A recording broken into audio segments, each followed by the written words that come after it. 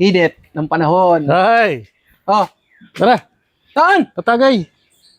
Oh, nagpa-kondisyon ka na. Tara! Diyan lang, malapit. Tara! Tara! Ayaw nga pala, ano? Ba't ka sasama? Eh, takot ka naman sa asawa mo. Paalam ka kaya muna. Takot ka naman sa asawa mo eh. Ako? Ha? Ako sinasabihan mo talaga? Natakot sa asawa? Nagkakamali ka yata sa sinasabi mong yan.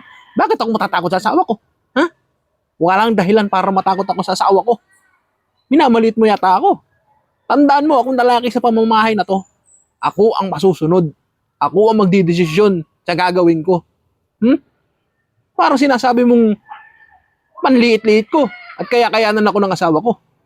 Mali ka sa sinasabi mong yan. Tandaan mo, ako ang lalaki dito, ha? Anong dahilan para matakot ako doon? Ha?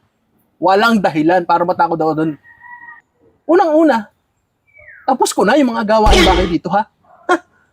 Nakapaglaban na ako. Napinaw ko na rin yung mga sinampay. Naplantsa ko na rin. Nakapagluto na ako ng hapunan. Oh, nakapaghugas na ako, nakapagdayag na ako ng mga pinggan. Linis na ang bahay. Oh, bakit ako matatakot? Ha? Walang dahilan para matakot ako doon sa asawa ko. Uy, andiyan ka pala. Pwede ba kasama ka, Chupiping? Mag-inom. Sige, bahala ka. Paano ba yan? Next time na lang ako sasama. Sabi mo hindi ka takot. Wala ka pala eh. Choice ko yon na hindi sumama. Sige na, next time na lang. Hindi pala takot ha. Ito na nga ako.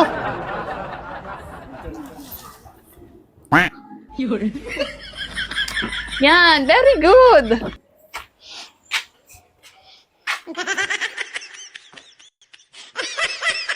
Sige na nga. Pasok.